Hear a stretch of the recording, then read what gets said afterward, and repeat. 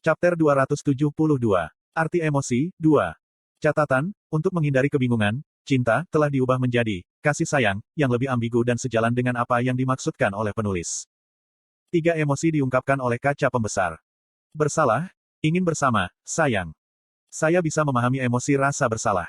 Lagi pula, bos mengaku bahwa dia membunuh orang tua Kim Chundong. Tetapi lebih sulit untuk memahami emosi, sayang. Tentu saja, kasih sayang datang dalam banyak bentuk, seperti persaudaraan terhadap teman dan ikatan antara kawan-kawan. Kim Ha-jin. Pada saat itu, bos memanggil nama saya. Saya terkejut tetapi menjawab setenang mungkin. Ya. Tanda hubung. Jahat meminta bantuan kami. Dia bilang dia akan memberi kita arena pertempuran pandemonium jika kita membebaskan para eksekutifnya yang dipenjara di lantai 15. Bos mengubah topik pembicaraan. Loyalitas berlebihan Horner menyebabkan kejatuhan Wick. Meskipun saya tidak akan keberatan jika Wick runtuh dengan cara ini, dia dapat menggunakannya. Dia jauh lebih masuk akal daripada anggota 9 jahat lainnya seperti penghancuran, teror, dan ketakutan. Benar. Kalau begitu aku akan berusaha mengeluarkannya satu persatu. Bagus. Bos akhirnya melepas kepala beruang. Matanya sekencang biasanya. Aku menatapnya, dan dia balas menatapku. Dia mungkin juga tidak tahu perasaan apa yang dia miliki. Bos menghabiskan masa kecilnya berlumuran darah dan kematian, dikutuk dan dilecehkan. Jika saya adalah orang biasa, saya akan kencing di celana jika saya melihatnya. Dia seharusnya kehilangan perasaannya di neraka kejam yang dia tinggali. Tapi saat ini aku merasakan keakraban yang mendalam terhadap bos. Kadang-kadang, saya benar-benar mengandalkannya. Kenapa begitu? Apakah itu karena dia adalah karakter yang saya buat? Atau karena aku punya perasaan padanya yang tidak kusadari? Saya menatap langit, takut bertemu mata bos. Petik 2. Desahan meninggalkan mulutku tanpa sadar. Jika kasih sayang yang dimiliki bos bagi saya berasal dari rasa bersalah yang dia rasakan terhadap saya, suatu hari saya harus mengaku kepadanya bahwa Kim Ha-jin dan Kim Chundong adalah orang yang berbeda, bahwa orang tua yang dibunuhnya tidak ada hubungannya denganku. Bahwa saya bukan penduduk dunia ini, bahwa masa lalu saya tidak benar-benar milik saya, dan bahwa ia tidak perlu merasa bersalah. Pada saat itu, seberkas cahaya jatuh dari langit malam. Bintang jatuh kecil berkilau. Ini bintang jatuh. Nyatakan sebuah harapan. Saya yakin itu akan menjadi kenyataan. Petik 2. Bos membelalakan matanya dan bergumam. Daripada melihat bintang jatuh, aku mengumpulkan keberanian dan menatap bos. Bos menatap langit. Aku benar-benar bersimpati tentang kehidupan yang suram dan kosong yang dijalaninya. Kecantikannya yang indah membuat hati saya berdetak dengan lembut. Apakah kamu membuat keinginanmu? Bos tersenyum polos. Petik 2. Tidak, aku melewatkan waktunya. Aku bergumam linglung. Jangan khawatir, yang lain mungkin akan muncul. Awasi matamu. Petik 2. Dengan itu, kami menatap langit dengan diam. Bos sangat menantikan bintang jatuh lainnya muncul.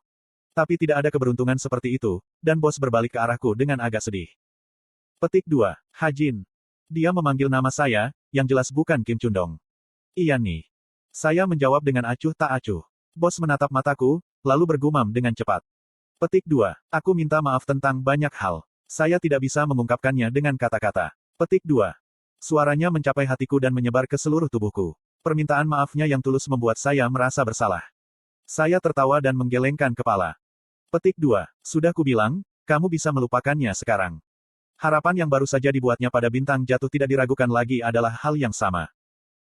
Setelah mengucapkan selamat tinggal pada Kim Ha-jin, bos kembali ke kamarnya. Spartan sedang tidur di tempat tidurnya. Untuk beberapa alasan, dia mengubah tempat tidurnya menjadi sarangnya. Bos tersenyum dan duduk di mejanya. Dia punya banyak hal yang harus diurus sebelum tidur. Pertama, ia mengirim pesan ke Wick, menanyakan eksekutif mana yang ingin dibebaskan terlebih dahulu. Kemudian, dia mulai membalas pesan rahasia yang dikirim Asosiasi Pahlawan sehubungan dengan misi pembunuhan Orden. Saat dia menulis jawaban ini, dia tiba-tiba merasakan kepekaan hampa di hatinya. Ketika hal ini membangkitkan perasaan lesu yang kuat, dia tidak punya pilihan selain meletakkan penanya. Petik 2.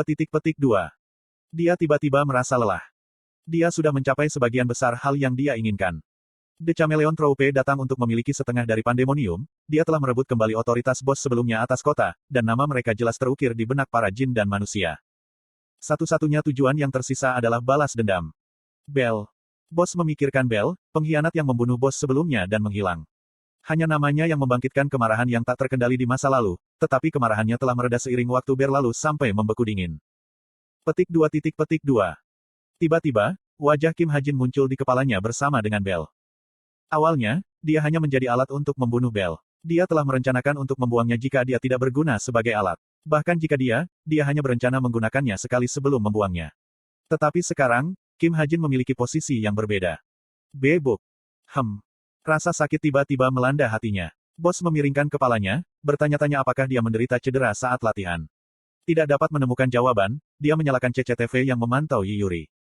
Drun, lihat ini. Apa itu? Yi Yuri dan Drun tertawa dan berbicara di dalam CCTV. Kedua remaja itu tampak senang bisa bersama. Dua ini. Mata bos menyala saat dia melihat mereka menggoda. Lihat, ada bunga yang tumbuh di bawah tanah gelombang. Tanda hubung. Apakah kamu suka bunga? Masa kecil bos penuh dengan kutukan dan pelecehan dari orang tuanya, dan tahun-tahun pembentukannya dihabiskan dengan kebencian terhadap diri sendiri. Tidak ada satu hari pun dia tidak membenci orang tuanya karena melahirkannya. Tentu saja, mereka cantik. Kenapa, kamu tidak suka mereka? Tidak, aku juga suka mereka. Karena ini, dia tidak bisa mengerti perasaan yang dimiliki Yi Yuri dan Drun untuk satu sama lain. Petik 2. Jadi dia menemukan adegan itu menarik. Bos terus menatap Yi Yuri dan Drun untuk waktu yang lama. 1 minggu kemudian, mantan Presiden Korea dan figur otorisasi saat ini dari Asosiasi Pahlawan, Kim Suk-hoi, duduk di LV, 6 Elephant Chair, yang elegan di dalam mansionnya dan menerima laporan. Lee Pan-ho dari Majelis Nasional disergap dan dibunuh semalam. Eksekutif Asosiasi, Kim Yong-yong, meninggal malam ini. Kaiser, CEO Teknologi Atro, ditemukan tewas di kantornya. Black Lotus tampaknya berada di balik kematian ini. Kim Suk-hoi menghela nafas mendengar laporan. Dia terganggu oleh Yi Yuri yang diculik, tapi sekarang dia juga harus khawatir tentang Black Lotus. Apakah kamu yakin bahwa mereka semua adalah anjing orden? Ya, kami menemukan bukti untuk mendukungnya. Petik 2. Kim Suk-hoi menggelengkan kepalanya dan berpikir, bodoh. Saya mengatakan kepada mereka berulang kali untuk tidak serakah. Petik 2. Apa yang harus kita umumkan ke publik? Kubur untuk sekarang. Bagaimana situasi di gugus tugas khusus? Petik 2. 177 anggota telah dipilih. Mereka semua bisa dipercaya. Oke, saya menutup telepon untuk saat ini. Jika sesuatu terjadi, Anda tahu bagaimana menghubungi saya. Petik 2. Dengan itu, Kim Suk-hoi menyelesaikan panggilannya dengan valet banquet. Bajingan itu. Kim Suk-hoi mengutuk pelan. Dia merasa sulit untuk percaya bahwa para pembantunya yang terpercaya telah berkomunikasi dengan orden secara diam-diam. Sementara dia senang mereka mati, dia masih merasakan sedikit penyesalan. Orden secara alami menjangkau dia juga. Kim Suk-hoi masih senang dengan keputusan yang dia buat untuk menolak tawarannya, tetapi dia tidak berharap Yi Yuri akan diculik. Teratai hitam. Kursi hitam baru dari anjing pemburu yang pernah ia gunakan. Dia sekarang menyadari bahwa mereka terlalu berbahaya untuk dibiarkan bebas. Kurasa aku tidak punya pilihan. Dia hanya bisa memikirkan satu solusi. Grup yang tidak terkait dengan jin dengan kekuatan untuk melawan Chameleon Troupe. Sekelompok pembunuh yang didirikan oleh seorang pertapa gunung yang legendaris. Tidak banyak orang yang tahu bahwa kelompok yang telah lama terlupakan ini hidup kembali di timur jauh. Kim Suk-hoi mulai menulis surat untuk dikirim ke pemimpin mereka. Mata ganti mata, gigi ganti gigi. Begitulah cara dia merencanakan untuk berurusan dengan anjing-anjing pemburunya yang tidak dijaga. Korea, Seoul. Di rumah bergaya tradisional yang dikelilingi oleh tanaman hijau, Chae Jo-chul dan Yo Yeon-ha duduk sambil saling berhadapan. Wanita muda berusia 20-an tidak gemetar di depan Immortal. Hatinya berdiri kuat dan tegas. Terima kasih telah meluangkan waktumu untuk bertemu denganku. Yo Yeon-ha berbicara. Aku tidak punya alasan untuk menolak. Chae Jo-chul merenungkan pertemuan dengan Yo Yeon-ha dan menemukan bahwa tidak ada alasan untuk tidak melakukannya. Sebenarnya, Chae Jo-chul bosan. Chaebol lama lainnya berkumpul, mendiskusikan agensi kebenaran atau bersenang-senang bersama, tetapi Chae Jo-chul berbeda. Yo Yeon-ha dengan hati-hati memulai pembicaraan. Aku datang untuk meminta bantuanmu. Seperti yang saya katakan dalam surat saya. Kamu ingin bertemu dengan 9 bintang. Iya nih. Yo Yeon-ha mengangguk dengan tegas. Dia saat ini di bawah tekanan luar biasa. Sisa kekuatan sihir Chae Jo-chul secara tidak sadar memancarkan kekuatan yang sama dengan serangan para pahlawan biasa. The Nine Stars tidak akan membantu Anda. Mereka hanyalah pensiunan warga lanjut usia. Menurut Anda mengapa mereka tetap diam? Mereka semua hidup dalam persembunyian, takut efek samping yang mereka derita akan menjadi lebih buruk. Petik 2. Bukan itu. Saya hanya ingin berbicara dengan. Apakah Anda memiliki cara untuk menyembuhkan efek samping mereka? Yo Yeon-ha menelan ludahnya di pertanyaan Chae Jo-chul. Metode untuk menyembuhkan efek samping dari hadiah mereka. Sejujurnya, dia tidak tahu. Tapi dia percaya Kim Ha-jin melakukannya. Petik 2. Ya, aku tahu. Itu adalah pertaruhan terbesar dalam kehidupan Yo Yeon-ha, yang berasal dari kepercayaannya pada Kim Ha-jin. Begitu dia mengucapkan 3 kata ini, alis Chae Jo-chul berkedut. Dia menatap Yoyonha dengan tatapan tenang. Bisakah kamu menanggung beban dari kata-kata itu? Ya, aku bisa, maksudku. Lidah Yoyonha diikat selama sedetik. Dia membuat kesalahan yang tidak biasa karena gugup. Dia merasa lebih malu karena kurangnya reaksi Chae Jochul. Ya saya bisa. Itu dulu. Babe. Alarm keras meraung dari jam tangan pintar Chae Jochul dan Yoyonha. Yoyonha terkejut, tetapi dia berhasil melihat Chae Jochul dengan tenang. Lanjutkan. Iya nih. Dengan izin Chae Jochul, Yoyonha melihat jam tangannya. Kemudian, matanya terbuka. Alarm bencana menandakan serangan di seluruh dunia. Cina, Shanghai. Raja monster berbicara. Biarkan dunia menyaksikan kekuatanmu. Mengambil perintahnya, monster humanoid menyerupai harimau menyusup ke kota Shanghai. Namanya adalah Tigris. Dia dulunya adalah tyrant gunung pegunungan Himalaya terbesar. Sekarang dalam sosok manusia, dia berdiri di tengah jalan-jalan Shanghai dengan hoodie. Saat ini, tidak ada warga sipil di sekitarnya yang mengetahui identitasnya. Dengan hati-hati Tigris mengamati sekelilingnya, lalu melepaskan hoodie-nya. Kemudian, dia berteriak di bagian atas paru-parunya. Saya datang. Saya melihat. Aku perlu. Petik 2. Raungannya memancarkan gelombang kejut omnidirectional, menghancurkan otak warga sipil yang berjalan di dekatnya. Jeritan terdengar ketika bangunan runtuh. Tigris kemudian mulai memakan manusia yang masih hidup. Kota itu jatuh ke dalam kekacauan dalam sekejap mata. Meskipun serangan itu tiba-tiba, pahlawan China bereaksi dengan cepat. Kamu siapa? Buka identitasmu. Para pahlawan mengarahkan senjata mereka ke Tigris, tetapi Tigris tidak bergerak sedikitpun. Lebih tepatnya, dia tidak perlu melakukannya. Dia berdiri tinggi seperti pohon dan mengayunkan tinjunya. Ledakan, ledakan. Ledakan berat terdengar, dan tak lama kemudian, kepala pahlawan meledak. Tigris telah membunuh para pahlawan yang terletak sekitar 300 meter jauhnya dengan pukulan sederhana. Meskipun itu tidak masuk akal, serangan Tigris jauh dari akal sehat. Mereka tidak terikat oleh jarak. Pukulan yang menantang jarak. Tigris dilahirkan dengan kekuatan untuk menghancurkan apapun yang ada di hadapannya. Dia menyebut kekuatan ini, Boundless Tiger Fist. Uhahaha, lemah? Kamu terlalu lemah. Petik 2. Tigris tertawa gembira. Namaku Tigris. Akulah tiran yang akan membantai kalian semua. Petik 2. Perancis, Paris.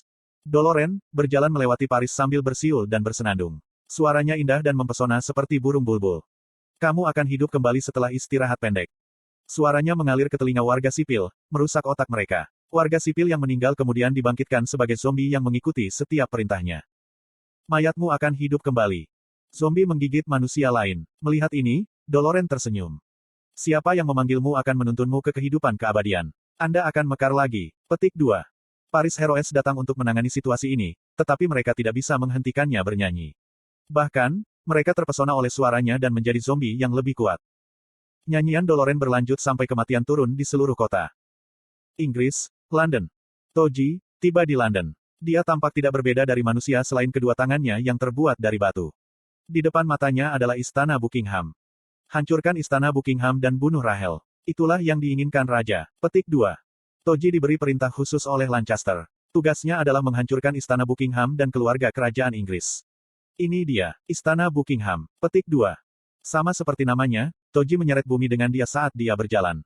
Suara aneh yang menghancurkan bumi terdengar dengan setiap langkahnya. Hentikan. Siapa yang? Toji membunuh semua orang yang menghalangi jalannya. Tidak ada yang bisa mengatakan lebih dari 2 kata di hadapannya.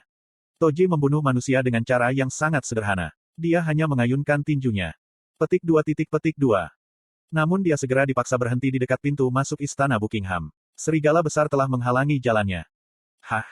Toji memiringkan kepalanya. Serigala itu terlalu besar dibandingkan dengan serigala yang dikenalnya. Kamu, mati. Tapi keingintahuannya hanya berlangsung beberapa detik. Toji mengayunkan tinjunya sekali lagi. Bumi melonjak seperti cambuk dan terbang menuju serigala. Retak. Namun, serigala menghancurkan bumi dengan giginya. Hah? Mata Toji melebar tepat 3 detik sesudahnya. Kamu, bukan, binatang. Gur. Serigala itu menyeringai. Nama serigala itu adalah Fenrir. Sebagai kreasi pertama Evandel, kekuatannya tidak dapat diabaikan. Saya melihat. Aha, petik 2. Toji mengangguk. Meskipun dia mengerti, dia tidak bereaksi secara berbeda. Dia mengayunkan tinjunya lagi. Retakan muncul di bumi, dan ledakan besar terjadi bersamaan dengan retakan raksasa. Ledakan. Bumi meledak, tetapi serigala menggunakan setiap bagian bumi yang hancur sebagai pijakan untuk bergerak. Toji tidak berdiri diam. Dia mentransmisikan kemauannya ke sepotong bumi yang diinjak serigala. Kemudian, sesuatu yang aneh terjadi. Tubuh asli Toji hancur menjadi tanah, dan sepotong tanah yang sedang diserang serigala berubah menjadi Toji baru yang mencengkeram punggungnya. Aku, Toji. Bumi adalah aku bumi. Petik 2. Toji tersenyum dan mematahkan punggung serigala.